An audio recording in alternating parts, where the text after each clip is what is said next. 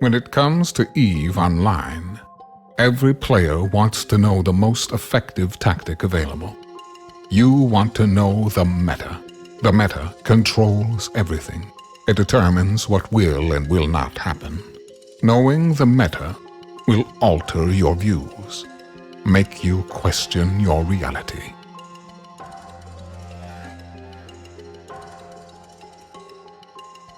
It might even make you laugh. And now, you're part of it. You're watching The Meta Show.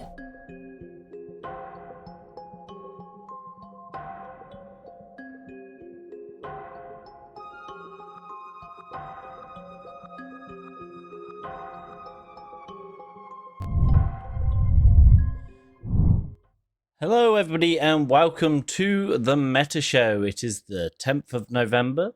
We've been gone for a bit because I was on vacation and then had my birthday. So, you know, been a bit busy. I am joined today by Kazanir and Zintage, GSF's new CSM members. Wow, okay. New CSM member and Kaz. I've been around for a minute. Chat mentions someone says the last meta show I watched live was still with the Mitani and Wow, Brisk, that's and I'm happy to inform you that I am wearing a black shirt. And everything might get a little unpredictable. Hi everybody. Am I really quiet? Yeah, I can hear you really loud. It's going full volume through my thing, so hold on, I'll just turn you up locally so you're louder for me. Hold on. Boink. How about now? I'll put my mic Should be extremely louder close for to my people mouth. now, I'm yeah, because practically deep throating it. everything's going full volume. Don't do that, Kaz. Yeah, don't. Where's your... This is not OnlyFans, different type of stream. Okay, so today we are going to be talking talking about the move, the CSM, and a little on the expansion, which we'll cover more next week. So let's get into the top story, which is the Goonswarm move. Yeah. Hold on. We're on the cutscene.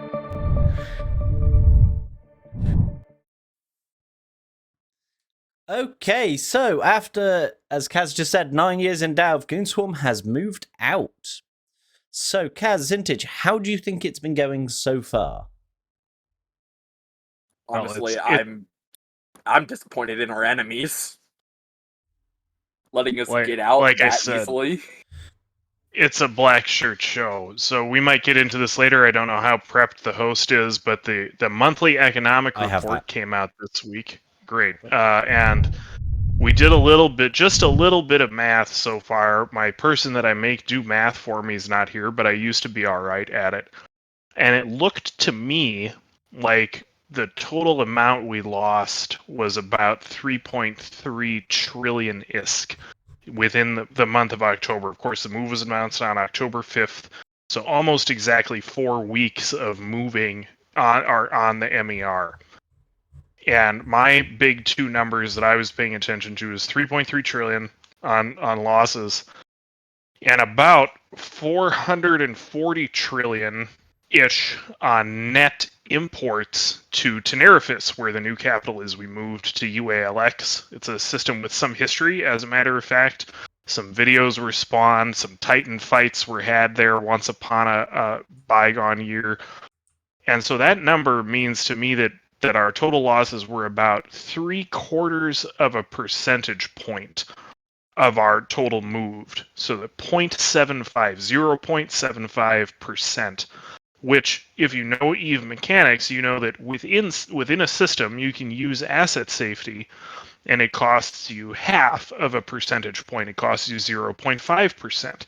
So we essentially paid about 50% more to do the move than we would have paid just to asset safety stuff to another citadel in the same star system. And so I'm over here kicking the blood altar, being like, this thing is barely full of blood. What has happened here? Our enemies have practically done nothing, and they could have made this so much more difficult, like Zintage was saying. I can go into more detail. You have any other comments on that, Zintage? What happened here? What were they thinking? Do they have? Can they think? I don't understand. I don't know. If they wanted to feed Redeemers, they could have dealt a lot of damage. They apparently just didn't want to feed Redeemers. Yeah, if we really get into this, we're going to be talking for 2 hours. You're not going to catch freighters with reps, so they could have just suicided freighters, and they just didn't. Funny you mentioned that. As a matter of fact, so the way the move went down is the very first day, Azure did a State of the Union, he announced it. We were still deployed in Ketch, making sure that they could not take these regions back from us that we had taken or purchased, as the case may be. And mostly we're successful at that, and we were there so long that people got bored. And in fact, one of Goberius's viziers was saying, came at me after the move was announced and said, Kaz, are you mad that Asher got baited into one of 2 ways of ending a deployment that had gone on too long? That's my best Gobbins Vizier voice. And I was like, these people actually believe this, right? So we brought all the stuff back to Delve, and then we were in Delve for 2 weeks, giving people time to move all their stuff to 1DQ or all the way up to the regional gate.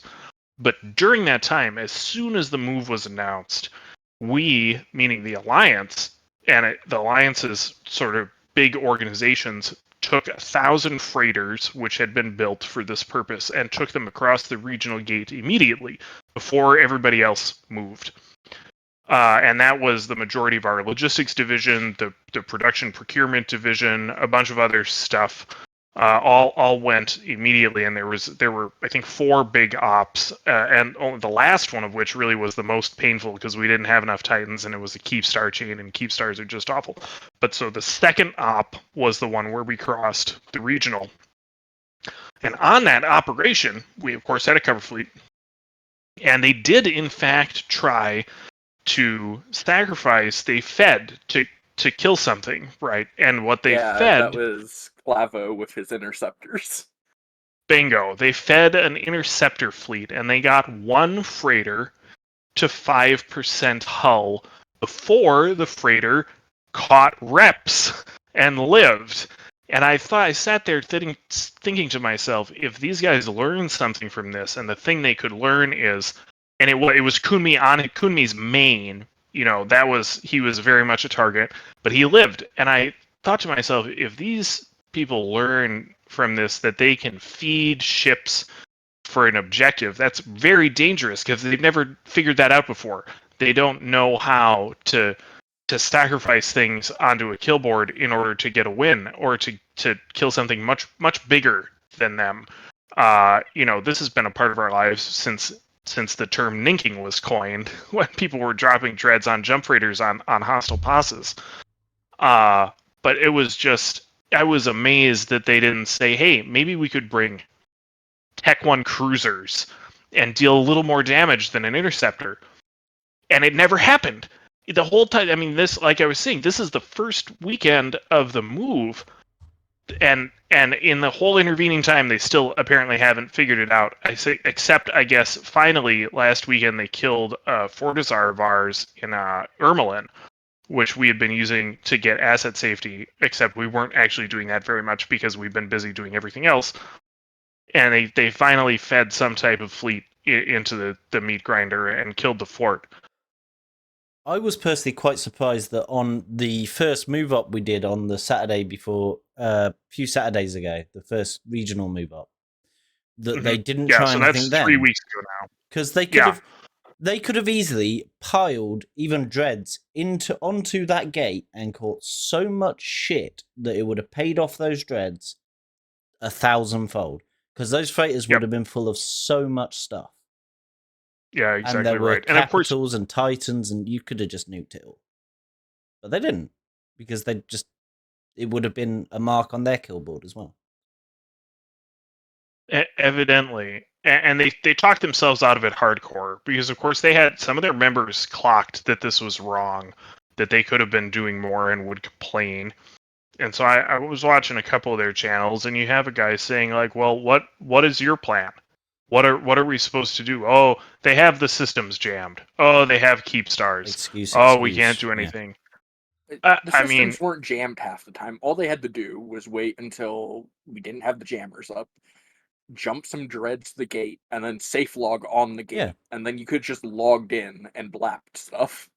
I was ready for this to be sort of the coming out party of the Lancer Dreadnought.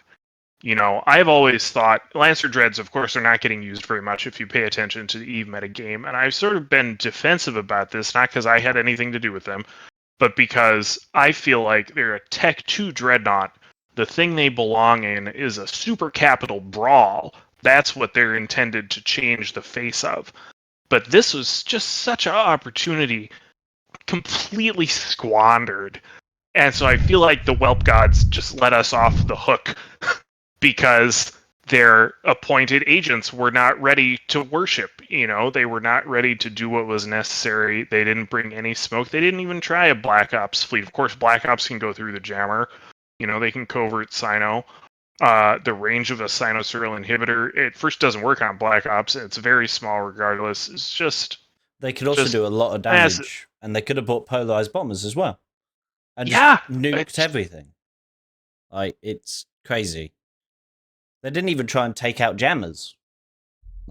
It still boggles my mind. I'm grateful, I guess. I should send Gobbins, a thank you note, I guess. I don't know what else to do. Being done. Right? He deserves it, right? Thanks for working on all of our sort of medium and large class structures instead. I got a message from someone in Brave Leadership the other day saying, all your remaining structures are serving as an ablative shield for us. And I'm like, 2 thumbs way, way up. That is no problem at all. They're going on about, I've seen in their pings, they're going on about how many structures they've killed in Dalv. Quite frankly, I bet you anything, most people didn't know half those structures existed. And none of them were rigged anymore, for another thing. And we had already left. It's like anything there, it's a 50-50 chance it's going to get picked up. I mean, hell, we had the entire Alliance knows about this now, so I'll talk about it. We had a Keepstar sitting in space for an hour, and they just came along and stole the fit. That's all that they was did. A whoopsie. Yeah, that was funny. Well, we did lose that one, right? That was they blew so. It that up was after. They blew it up in the freighter. It took them a bit. Once we finally arrived, I want to shout that out. That was Karma Fleet's Keepstar, and of course that was a fuck up in a variety of ways. I don't know if someone either forgot or the timer was entered wrong, or the timer was entered wrong due to daylight savings, or some combination of that. But that was the 39p, the Piercings Miami Vice Star. So we do regret that loss, as a matter of fact. But that was the only XL class structure that I think has died. We've scooped almost 24 Keepstars and Satios all told, completely successfly, sometimes 7 or 8 at a time, which was, really sphincter clenching. The first time we did it, we were thinking, on one of the final Keepstars, a couple of newts coming, or oranges coming to the system, and we're like, oh, this is it, they're gonna do something. Nothing. Didn't happen.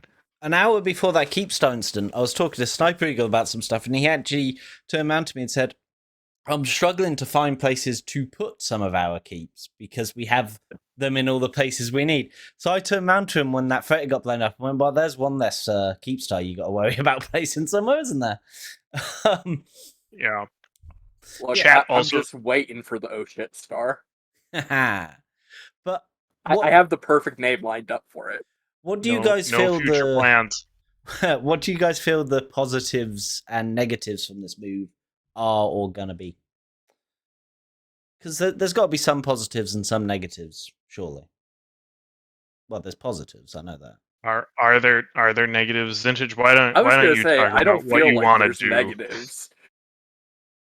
I can give, I guess, a little bit of leaks, not spoilers, leaks, I suppose. This really all starts a long time ago. Not all that long. I have sort of been noodling on, and a variety of us have noodled on options like this. But at some point, we concluded there was really 2 paths. for Goonswarm, and I use the meme, the dark path and light path meme, if you're familiar with it. And the dark path was the path that we were on. We sit in Delve for the rest of eternity. We make our money, and we have to figure out how to reach out across the universe and touch PanFam, who are our true enemies in the sight of the gods. They're the ones we hate and have always hated. They're the amalgamation of Band of Brothers and Pandemic Legion and now Horde and all of these vassals. And that was the dark path. We had to figure out how to do something that was not what we really want, which what we're good at is fighting wars, especially wars of attrition.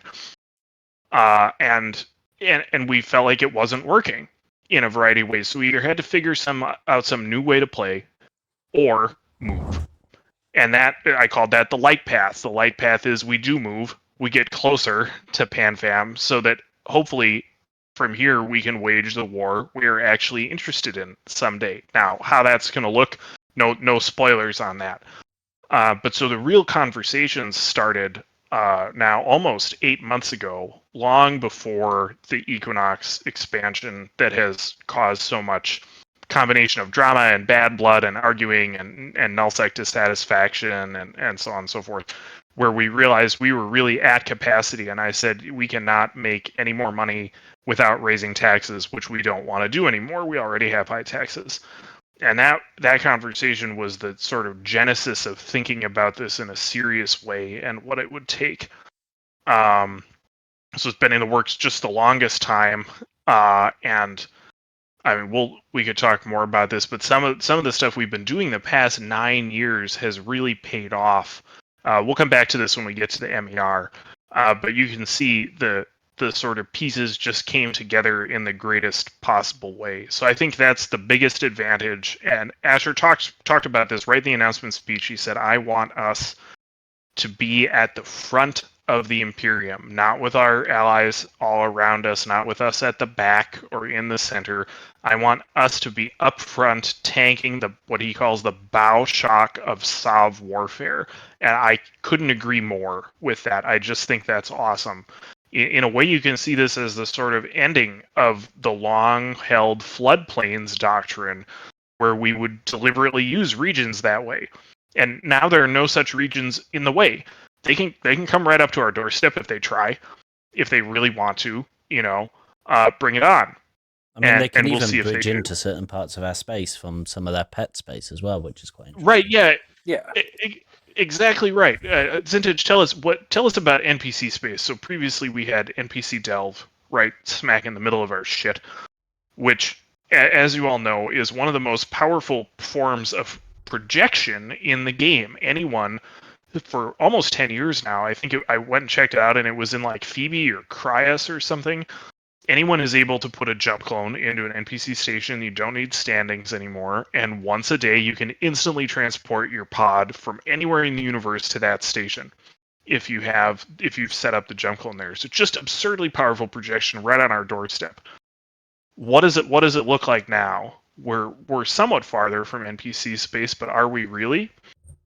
Well, so we are, but we aren't at the same time. So we have a core section of space that is not in range of any NPC. So that's really nice to have. But at the same time, now we have Stain range into us in Tenerifis, and we do have Curse range into Mency. But we have an actual space where there's no one in range. And I think the bigger thing about this is, while they don't have range, like they have range on us from NPC, unlike with Delve, we can move around. With Delve, you're in one spot. Delve is an island. You have regional gates in every direction of you, basically. You have the Aquarius Catch regional, you have the technically period basis is on region, but effectively it's part of the Delve Island. And then that has the regionals to Paragon and Stain, and then you have the Fountain regional. So like you're just very isolated. And now we can just move wherever we want to move. As you can see on the map here, our regions are all interconnected quite a bit as well. I've got the map up on the... Absolutely I think that right. was probably my biggest reason for wanting us to move, rather than anything about the actual NPC space. It was just anytime we wanted to deploy, we had to go through regional gates repetitively. And now basically we can just say, here's the keep star chain, get moving, we're deploying. Well, a good example, if we take this system in Immensity for an example, we can. I need to click on the right bit of this system in Immensity. That's the system. Sorry, my brain cells are going numb. Yeah, so we can Titan Bridge directly into Scolding Pass, which is right on Horde's doorstep. Like, Absolutely. you can send a fleet there. That you can get them 3-4 jumps from Horde if we click on like Wicked Crete. You can attack Horde pets so that are you hanging can do around that from here. Immensity, but there's actually a better way to do that. Ooh, do tell. And that's using Curse. Oh yeah, you get away shit, and it's like got range to everything. Yeah, and oh shit has Nuts. range from Immensity, so we can basically go from UALX into Immensity into oh shit, and then we have all kinds of range into hostile space. Yeah, it's so nuts. Delve was really inflected by the presence, and it's one of the only regions in the game. I think there's 4 that behave this way, where there's a constellation of NPC space within them. There's Geminate, there's Pureblind, and there's Fountain, and that changes the sort of aspect of the whole region. But meanwhile, the regions and Quirius and period bases are strategically almost isolated. The only other way to get into them is via the front door in Losec, whether that's Iridia or Conid. And Iridia is its own huge gate jump with Soct. We are not nearly as isolated anymore, and to us, that's good. That's the thing we've missed in all of this time. Which our enemies will not believe me saying this, right? Which is fine. That's why I can say it, right? They won't take this to heart. But of all of the things that have been different compared to when I played the first time during the CFC era, we were always at war. I remember conquering region after region after region, just one after the other, and it wasn't different. Now, a lot of that is pre-jump fatigue, sure, whatever.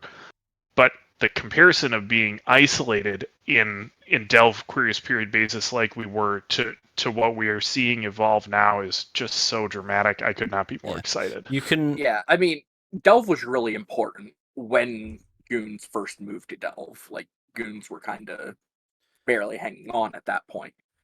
100%. Today, we can be in the thick of it. Yeah. As you can see on the map here, Delve and Quirius and all that, as was said a minute ago, it's very cut off. The only way to jump a super fleet in is through Quirius, or run the gauntlet on a regional gate, which isn't optimal. Whereas if you look at our space here, we can go out and they can come in. Someone just asked what made Delve so great at the time we first moved in, and basically that's just what I said before. Delve is an island, so Delve is kind of like a natural fortress in that you really only have 1 or 2 ways in, but at the same time, it's a fortress that you're stuck in. It's really hard to get out of your fortress. So. Yeah, absolutely right. And so we'd have to go dig out a map from 4 years ago to see this. But if you are determined to not take a gate with your capital fleet, the only way you get in is via Conid and Quirius. And that means, and it's that branch of Quirius up at the top of it, sort of between the 2 regions. But if you do it that way, that means that you actually have to go all the way up from Conid up to Iridia and into Genesis and then back down, because Corazor and Tash Murkon are in the way. And those 2 regions, if you want to run your mouse over them so people see what I'm talking about, Corazor and Tash Murkon have an amount of high sec that is impassable to a super capital. There is no spot where you can jump over Corazor and Tash Murkon with a super cap. You have to go up all the way around. So our enemies to get in with Vietnam ended up anchoring like 40 keep stars to get them down safely from the drone regions because they were not willing to take an unsafe jump. And hey, fair play, that's game mechanics. But that is also, and this is what I was going to say just a second ago, when we were rebuilding, it was important for the same reason. Because it would have been exhausting for them to try and come kill us again. And they didn't, even though we were quite broke. We were both deeply in debt and had no money, no liquidity. But we were once they got exhausted and had to leave, we were able to rebuild effectively.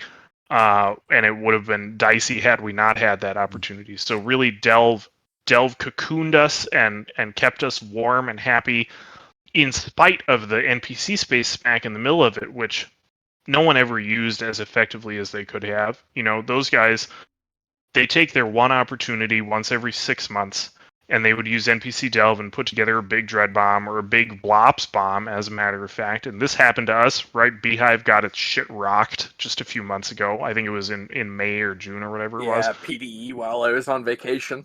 Yeah. Yeah, and that happened, and that happened a lot, of course, during the proliferation era, so-called. Happened a lot more frequently, but never in a way that was, they didn't use it in a way that would have been strategically risky to us or would have shut us down. That never happened.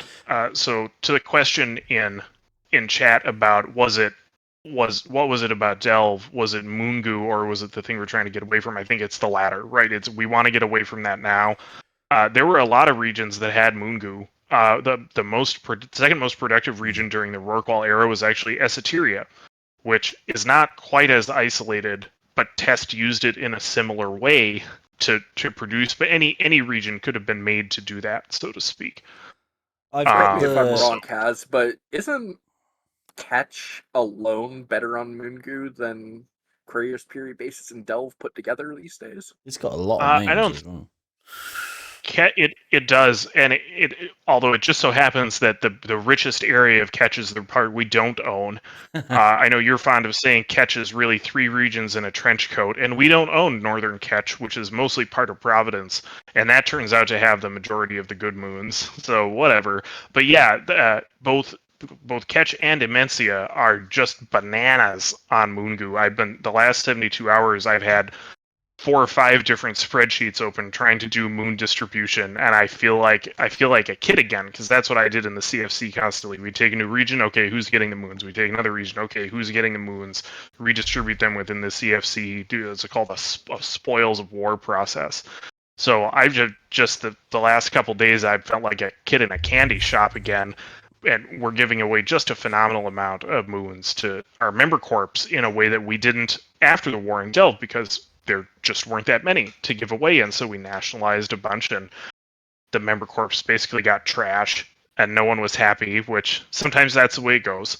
You know, we were happy to build vertical, and now we're a little less vertical, and we'll see how it goes. What you're saying is when we're done here, you know, somebody should expect a PM telling us where to put our moons, yeah? Not today, but I will be done soon. I am close. closer than I was just this morning. As a matter of fact, this morning when I looked at the sheets, it was like, oh god, half of these constellations are oversubscribed, and I don't know what to do. And then I started cracking open successive constellations of Immensia, and saying, oh, I can give this away too. I can give this away too. They'll just have to be a little more on the defense, right? And some of these are covered only from the capital by like Blops range or capital range, not even super range. And some of them are even farther out and are in range of Curse, but not in range of UILX.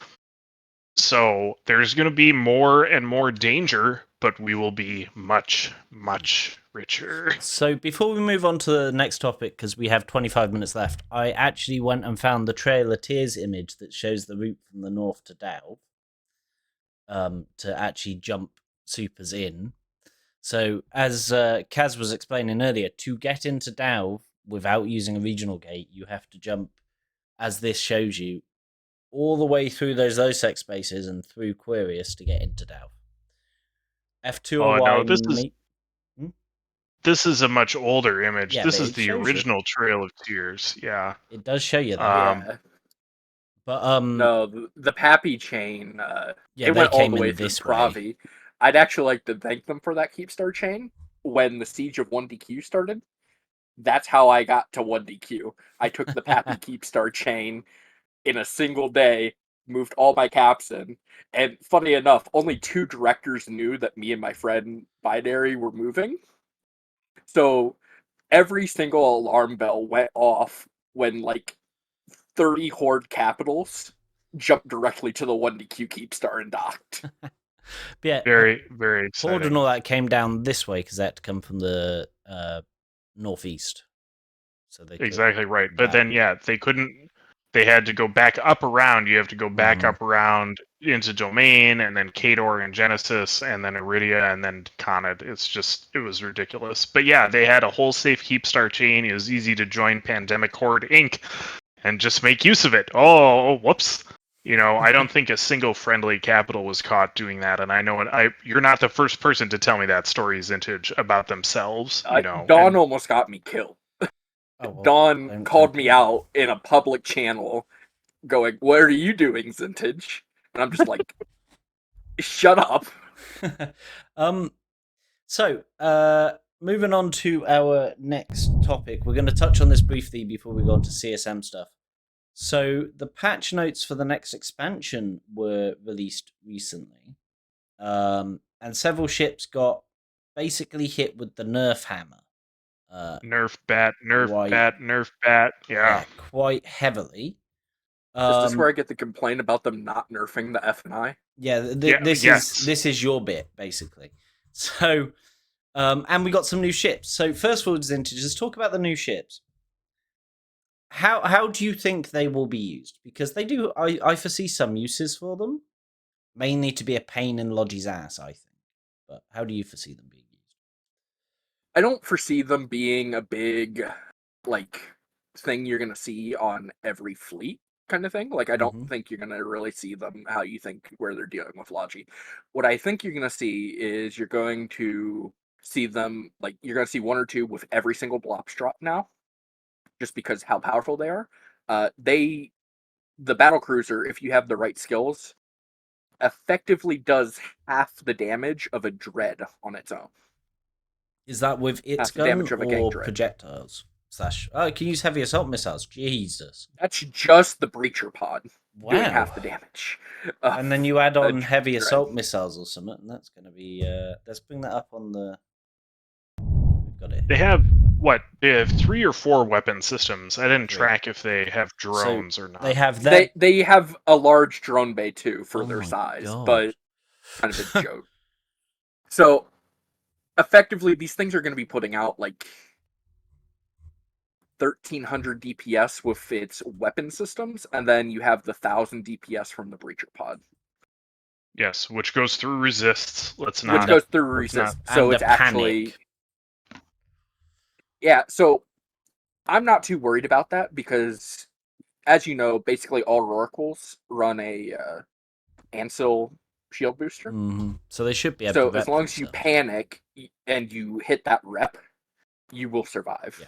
Yeah, and the other thing is, even a panic subcap, it turns out, and this is not documented in the module, but it is visible in game if you ever are panicked and you hover the debuff, it will tell you that panic mode also buffs your passive shield regen by a factor of 10. So if you have any shield at all to be regenning, there's a point where you should stabilize and the dot really can't kill you on its own. We'll see how that works out in practice. So yeah, I'm not actually worried about panic. We'll see though. We'll see what happens. But yeah, they just do phenomenal damage. The dot damage also depends for smaller ships. So Rorquals and all that, this won't apply because they have a lot of HP anyway. But smaller ships, it does depend on it will max out their at damage, 1%. their hit points. Yeah. So the way it works for those in chat who haven't looked, the way it works is it has a cap on the raw amount of damage, which I think is 1,000 or 500 for the smaller one, or 1% of the ship's max HP, or 0.5%, depending on if you're using the battlecruiser or the destroyer. And it'll pick the smaller of those values. So one load of the dot will never kill you. But if you let the dot get on yourself multiple times, and it doesn't stack, right? It would have to be several times in a row. and you're not doing anything well, you might really be in trouble. Plus, of course, the thing is applying other damage to you. But yeah, because it doesn't stack, it may not be useful to bring multiple of these. At the same time, if you're facing down whatever, a Kikimora fleet or just a stealth bomber fleet or what have you, and they bring a half a dozen of these, suddenly that half a dozen makes them far more threatening to a larger fleet than it otherwise would, because they're going to be spreading all those dots, and your Logi is really going to be just panicking, not the good way, about the amount of damage that is going out. So really, really interesting design. We'll see how it works on practice. They could just be completely OP, and we'll be upset about them in 6 months or in 2 months. But I thought it was very, very interesting and well done. The other big thing is they're quite close range weapons if you look at the range on them. Yeah, they're ridiculously you close have range. to pretty much be in like face fuck range to Honestly, I'm not worried about the destroyer at all. I think the destroyer is going to be pretty useless. You're going to kill that before it even fires that thing. Like what's going to happen with that destroyer is you have to be in smart bomb range, so you're just going to deal with smart bombing battleships on top of your fleet. Can it fit a boosh module?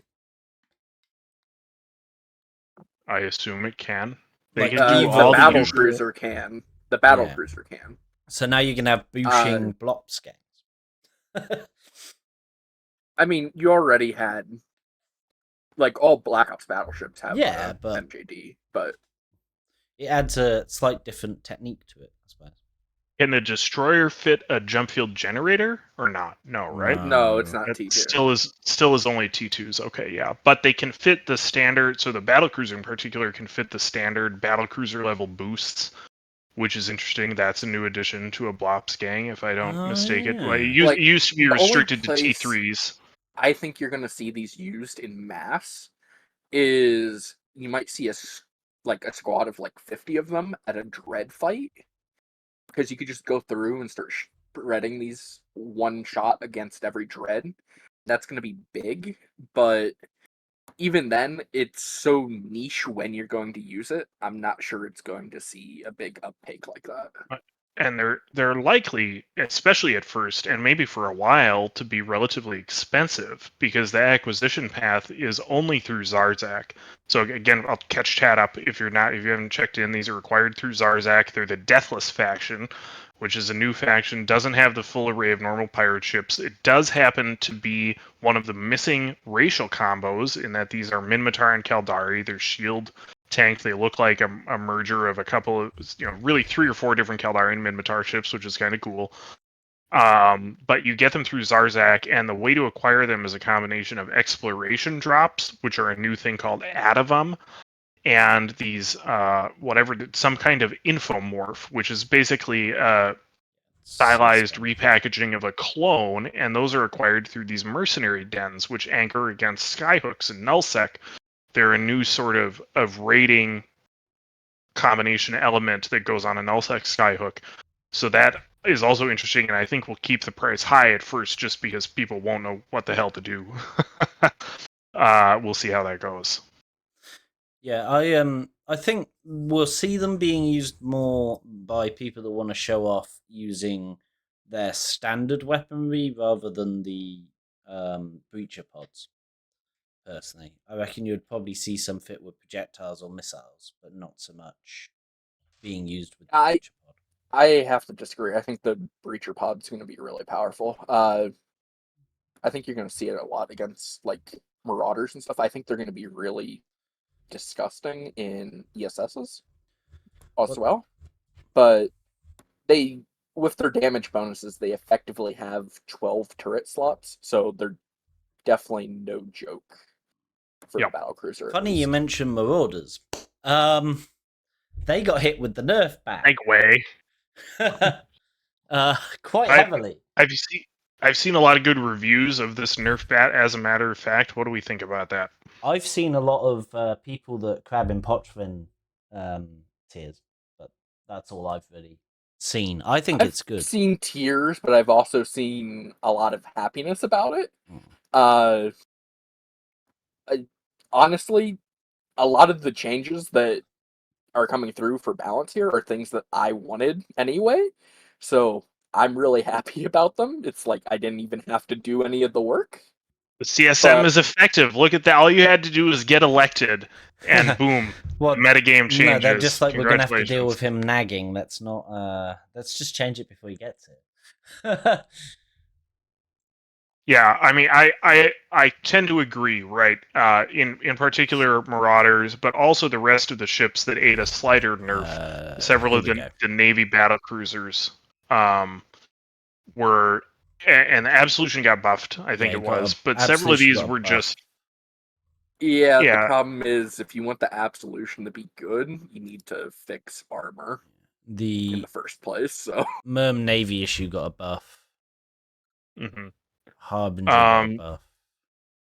CFI. But so this, I think, CFI ate a nerf, ENI ate a nerf, and these are some of the most common or most OP ships, with one notable exception, which is the FNI didn't have anything happen to it for reasons, which is upsetting. Go on. Zintage, would you like a soapbox on this matter, sir? I think it was CCP Kestrel on Reddit, and basically they made it sound like they only looked at the Z kill stats of the ships, and that was like the biggest joke. And I've been loving how, since we've moved, we've had really good fleet numbers. So we've basically just been throwing 2 to 3 fleets of FNIs at literally everything recently. And we're just how's that working out for everyone else? It's not going well for everyone else. So what you're saying is to get them nerfed, we just need to throw more FNIs in the mincer.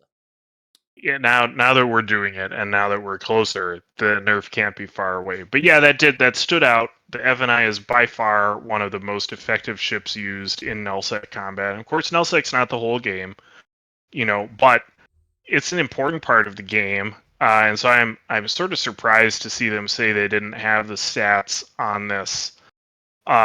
Maybe it will now become more clear without more competition, right? But there's a reason that FNIs are being brought to battleship fights and are effective there. You know what I mean? I mean, they put out 700 DPS at antimatter range on a battle cruiser. That's ridiculous. If you want to fix the FNI, like, you're not going to fix it fully, but basically, one big thing is it has a better tracking bonus than the Eagle. It has a 7.5% per level tracking bonus. You should not give a tracking bonus to railgun ships, period. Didn't railguns get a general tracking buff in like the most recent expansion, or was that only larges? That was only large ones. Oh, it was. Okay. Which is why the Megathron's basically useless now, because it has a tracking bonus when you don't need a tracking bonus.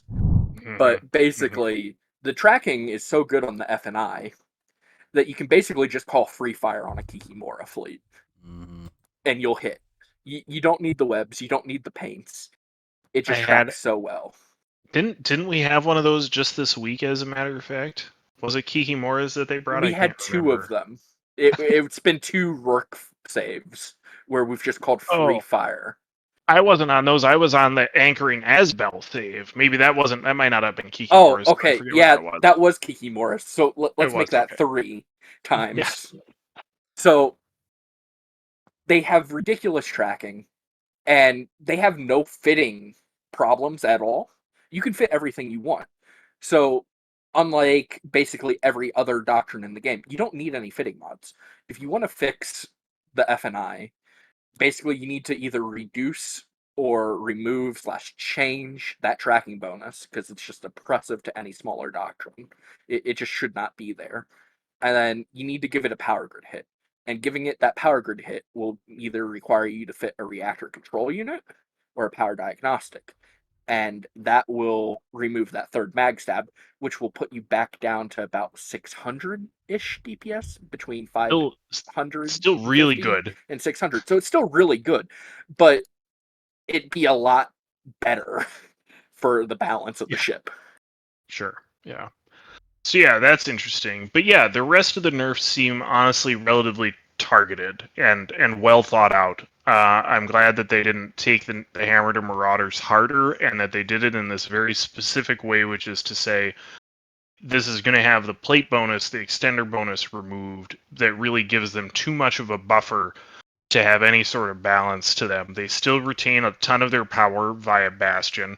Most of that is not touched. Really, only the Vargur got a separate nerf, which the Vargur was by far the most used, I think, especially in Pakvin, which we'll come back to.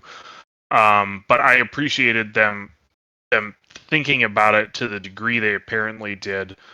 And I think, honestly, in all the conversations I've had, which have been at least a few, across, not just within the Imperium, but across various pieces of the community, people who hate Marauders, small gangers, to Pakvin, to whatever, I think that had the most consensus. Nothing is ever consensus in Eve, but the closest to a consensus was actually the nerf that they picked. So I honestly can't complain. So someone asked earlier in the chat, well, why can't we see some buffs every so often? And sometimes something is just so powerful that it is shutting out other pieces of the meta that could otherwise emerge. And I hope that that's what we're going to see here, certainly from the way the Pakvin people are talking, that might be the case about what could emerge now that Marauders are not just obliterating or able to obliterate everything. And I, in particular, also like that it hurts the multi-boxer the most, right? And not even considering the people who are cheating with input broadcasting, but just the ability to multi-box something and have that huge buffer that is covering your ass in the event you are slow or make a mistake, and now that's gone. And if you want to be multi-boxing, it's really got to be there all in Bastion, and you have to have 1,000 APM. There are actually not that many of that type of person who play Eve. Most of those people are playing professional esports, and I wish more of them were playing Eve, but there are only a few, and they should be actually rewarded for their high APM if they do it, you know. I would like to put it out there. A lot of people that are saying, why can't we see buffs? We've actually seen a lot of buffs. There were buffs in this As a matter of fact, release. The problem is we're seeing too many buffs to the point that we're starting to see power creep. The new Navy battle cruisers are basically all just better than the old Navy battle cruisers. Yep. That's right. There's basically no point to T1 cruisers anymore. So with the nerfs to CFIs and ENIs, do you think we'll stop seeing them being used? Not at all. CFIs are still going to be used. The real nerf to the CFI there was, they took a slight damage nerf, but basically the actual power grid nerf is a hit to the 100 MN fit that people were liking to use. And with the ENI? The ENI, it's definitely going to be nice to have the less tracking. Honestly, I'd almost call this the Rodney nerf. What? But, so he can dot to more BRs, yeah? The big thing is the ENI really needed that nerf. I don't know if you realize this, but the ENI was actually the most agile cruiser in the game. Period. That is bizarre. I mean, something has to be, right? But it doesn't also have to be the thing with the best tracking and some of the best damage output and range, you know. Right, yeah. One of the last, yeah, whatever. So yeah, I honestly am fairly satisfied. I think this show might be going half an hour over if we keep going like this. Do we want to hit we'll wrap it up. What happened there? I'll stay. No, because I've got stuff to do. So in short, the move's gone well. Exciting things on the horizon from CCP. Mark wants to know what the hell happened to your hair, which has finally come up. Kaz? Mark asked me what happened to my hair. I got in a fight with a gang of lawnmowers. I won, but there was some damage was taken. Yeah, so there's exciting things to come from CCP. We didn't get to touch on the CSM stuff, but if you have anything to be brought up to the CSM, I do hear you can nag Zintage now. Correct. Absolutely. Kaz is like the old man mentoring the young man. That's right. That's absolutely. Always two there are. One yes. To, how does that go? One to embody power, the other to crave it. That's it. Couldn't remember my Sith line for a second. But yeah. Peace is a lie. The move is going well, though. I think we've only lost one onlining structure, and that was ASCII deliberately blowing it up. I haven't seen any more lost because one of our directors, Alkane, decided to drop it in the wrong system. And it was a retirer, and I was like, well, it's cheaper to blow up and place another one than wait a week. 100%. Yeah, that's so funny. But yeah, one last announcement to make for the Meta Show. Betty will be no longer on the show for the foreseeable future because her IRL has gotten really complicated. So she is stepping back from being the co-host. We will be doing casting calls for that and some interviews to find a new co-host. But we wish her all the best. She will still be around at INN, but yeah, her life is just a bit too rocky at the moment for her to be able to commit. Beyond that, any final thoughts from you guys? Anyone? I am ready for the future. Byzantium is strong. The Roman Empire got an extra 1,000 years out of moving to the east, and I'm hoping for similar results here. That's my thought. The glory of Rome will never be forgotten. I prefer the sun never sets on, the Empire, but there we go. And yeah, and on that, we will see you guys next time because Kaz has got to go give us our moons. That's right. All right, I'll get back to the tism. Thanks again for having us. Alrighty, we will see all of you next week. The show will be on Sunday again next week because I am at work. Until then, bye.